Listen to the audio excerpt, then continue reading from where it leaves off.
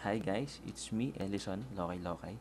So dito ituturo ko sa inyo at i-guide ko kayo kung paano tayo mag encash ng commission natin dito sa Ignition Marketing.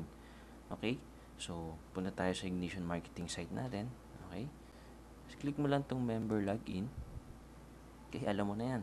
Okay, for sure alam mo na yan. And then, login ka lang.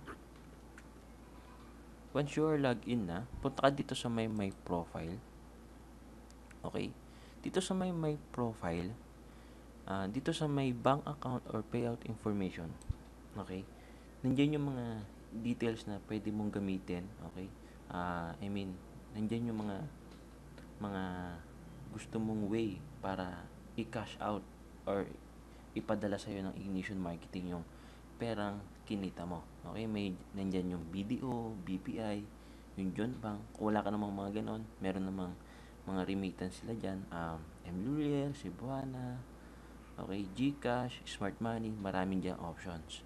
So, ilalagay mo lang yung information mo dyan para alam na ng Ignition Marketing kung saan nila ipapadala yung commission mo. Okay? So, ang ano, um, pinaka last day para makuha mo yung commission mo is Friday ng 12 midnight.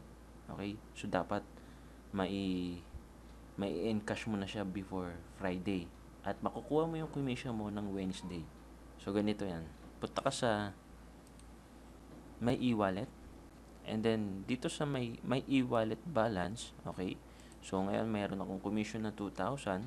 I-encash ko ngayon yung 2,000 ko. Okay? So, 2,000 lang ilalagay ko. And then, encash ko na siya ngayon. Okay, so, once nakiklik mo yan, magtatanong siya, encash, please confirm. Okay mo lang. Okay? So, ito ngayon yung mangyayari. Okay, 2,000 yung in-encash mo, ang processing fee nila less 50 pesos. So, total payout mo is 1,950.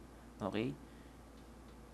Okay, for approval ngayon yan. Bali, mangyari, pag ang status niyan is approved na, okay, meaning, pwede mo na siya makuha by Wednesday. Okay?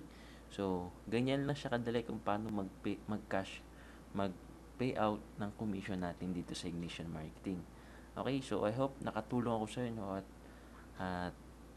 ngayon alam mo na kung paano mag-cash out sa commission natin dito.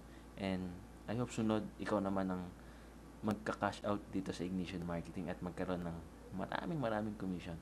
So I hope kita-kita tayo ulit sa susunod at God bless sa iyo. Okay?